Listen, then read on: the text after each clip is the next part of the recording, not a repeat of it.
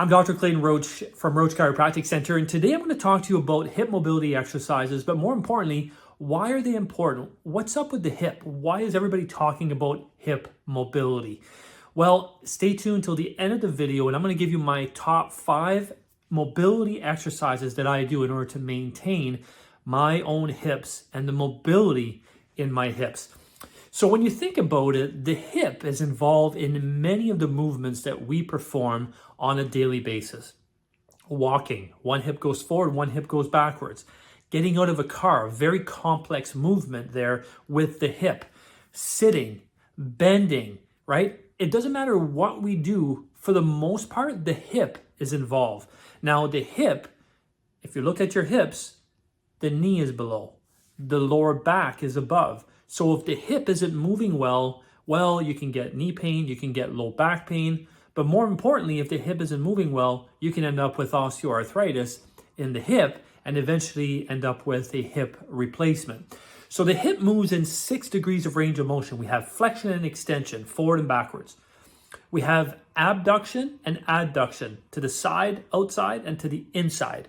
And then we have hip internal rotation and external rotation, rotating in, rotating outwards. So 6 degrees of range of motion that the hip goes through on a regular basis because of what we do.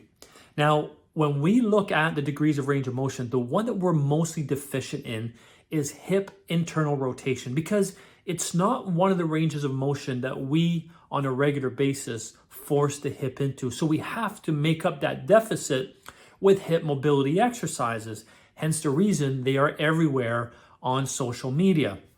So yes, I'm going to give you those 5 exercises, the 5 mobility exercises that I do, but I want you to understand that your hip mobility is a gateway for a lot of other things to be healthy, including your knee, your lower back, your torso, and how you turn. So hips are the key to longevity in your mobility, not just locally at the hips.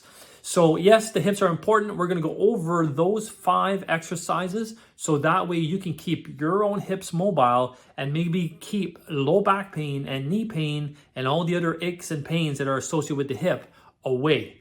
So let's start with that first hip mobility exercise. So this is a movement we're trying to create. Active hip internal rotation. Let's go. Modified pigeon. You're in a quadruped position like so. You're going to get one leg out of the way and you're going to bring your knee so that there's a 90-degree angle at the torso and at the knee. Next, you're going to lean onto that side that the knee is on the floor, and right away you're going to feel a stretch of your hip opening up on the outside. So you're going to hold that stretch for 25 to 30 seconds. Really feel it, and you can kind of move up and down so that you're really getting into that stretch. I can feel it right here. Obviously you want to do that on both sides. Again, holding the stretch for 25 to 30 seconds, and if you want, repeating 3 times on both sides. Stretch number 1, modified pigeon. Next exercise is a rotational hinge exercise for the hip to stretch the back part of the hip.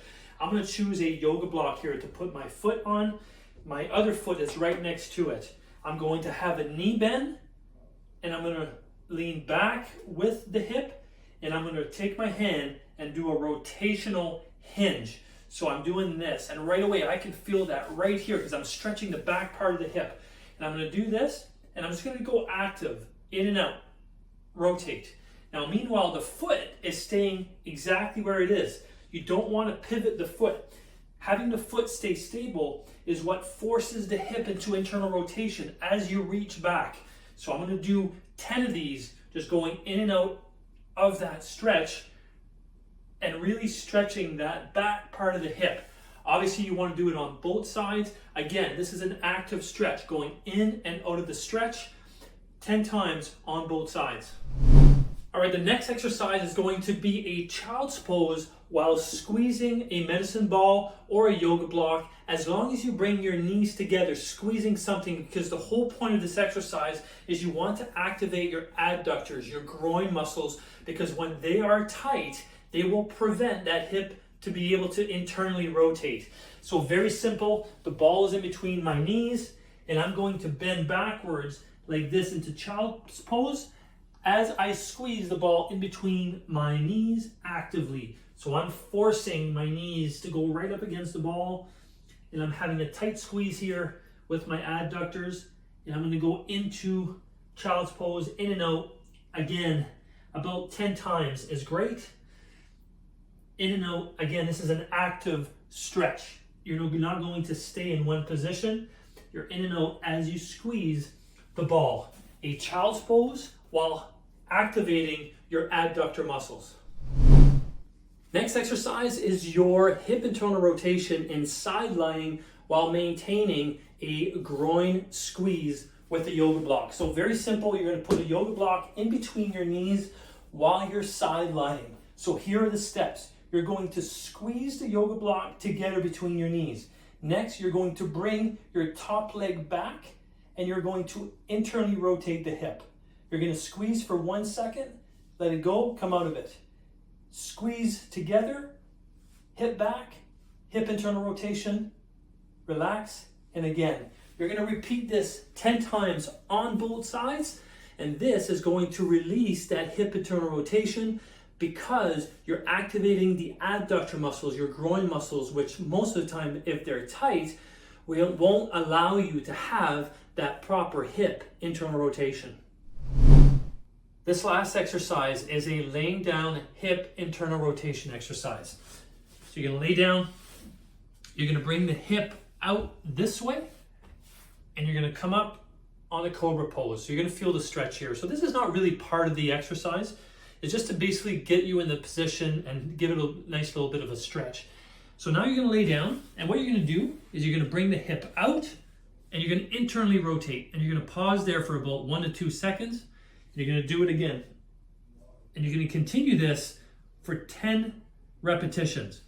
Obviously, you want to do it on both sides. And you will probably see here that mine is not so good on the left. So you want to do this 10 times with a little bit of a pause at the top.